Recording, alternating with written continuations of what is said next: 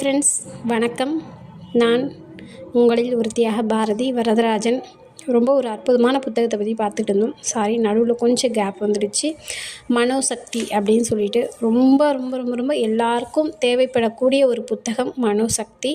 அதாவது நம்முடைய உடலுக்குள் இருக்கக்கூடிய அந்த மகாசக்தியை நம்ம எழுப்பி விடுறது மூலமாக நமக்கு எல்லாமே கிடைக்கும் அப்படின்னு சொல்லிட்டு இந்த புத்தகத்தில் போட்டிருக்காங்க.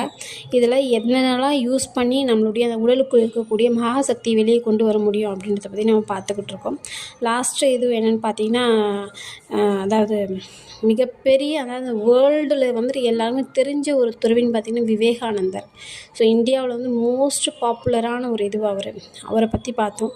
இப்போது நம்ம அவரை பற்றி தான் பார்க்க போகிறோம். Okay friends, பார்க்கலாங்களா?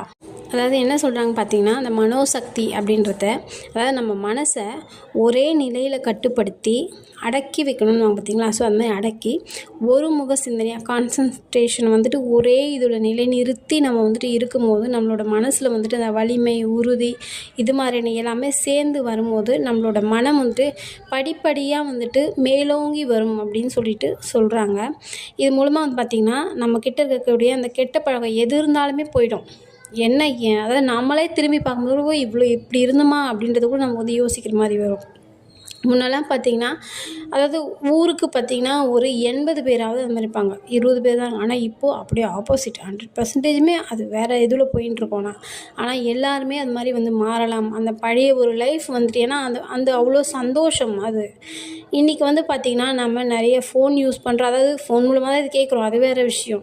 ஆனால் இது மாதிரி நல்ல விஷயத்த கூட யாருமே இப்போலாம் கேட்குறது கிடையாது, பார்க்குறதும் கிடையாது.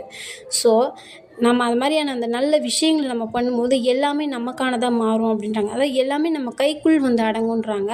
அதுக்குன்னு தேவையில்லாத இதுவெலாம் ஆசைப்பட்டுட்டு எனக்கு இவ்வளோ வந்துடுமா, அப்போ அவ்வளோ வந்துடுமானா கண்டிப்பாக வராது.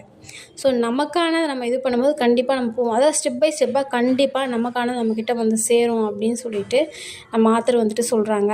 மகாசக்தி உலகத்தில் இருக்கக்கூடிய ஒவ்வொரு அந்த மானிட இதுவில் ஆணாக இருக்கட்டும், பெண்ணாக இருக்கட்டும், எல்லாருக்குள்ளேயும் இந்த மகாசக்தி ஒளிஞ்சிருக்குது. தெய்வீக காந்த சக்தின்னு சொல்லுவாங்க பார்த்தீங்களா. ஒரு சிலர் பேசும்போதே பார்த்தீங்கன்னா அவ்வளோ அதாவது நிறைய பேசுகிற மாதிரி இருக்கும். ஓகே அப்படின்ற அந்த ஒரு அட்ராக்டிவ் இருக்கும், அவங்க பேசுகிறதுல அந்த ஒரு அட்ராக்டிவ் இருக்கும். ஆனால் இன்னும் ஒரு சிலர் பார்த்திங்கன்னா ரொம்ப கம்மியாக தான் பேசியிருப்பாங்க. அங்கே ஒரு வார்த்தை இங்கே ஒரு வார்த்தை பேசியிருப்பாங்க. ஆனால் பார்த்திங்கன்னா அவ்வளோ அட்ராக்டிவாக நமக்கு அந்த மனசில் நிறைஞ்சு போய்டும் சொல்லுவோம் பார்த்தீங்களா. அவ்வளோ அழகாக பேசியிருப்பாங்க, நமக்கு ரொம்ப பிடிச்சிருக்கும் அவங்க பேசுகிறது. அது எப்படி இது மாதிரி பேசியிருப்பாங்க, அந்த டைமிங் அதுதான் அந்த மகாசக்தி, அந்த காந்த சக்தி. ஸோ